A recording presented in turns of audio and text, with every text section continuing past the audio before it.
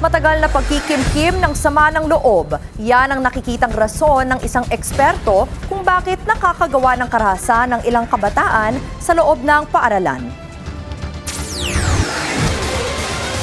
Matapos ang tragic shooting sa Ateneo de Zamboanga, nabuhay na naman ang isang katanungan. Paano ba umaabot ang isang bata sa puntong maiisip niyang karahasan ang solusyon?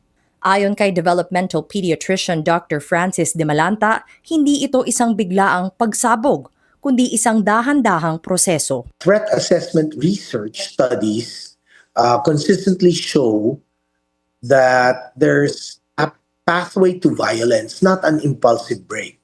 So grievance builds, the young person feels increasingly hopeless or humiliated. Paliwanag ni Dr. De Malanta, may malaking dahilan din kung bakit mas intense ang epekto ng humiliation sa isang teenager compared sa isang adult. Adolescence is also the period of peak sensitivity to social status and belonging.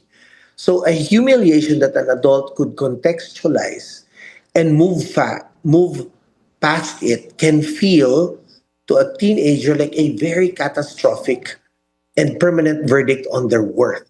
Dapat din daw bantayan ang warning signs sa kilos, pananalita at online activity bago pa umabot sa krisis. Sudden withdrawal from friends, or conversely, fixation on a specific grievance against a person or group. Online activity, engagement with violence, glorifying content, communities that valorize fast shooters, posting warning content like leakage. This is what we refer to as leakage, that peers see before adults do.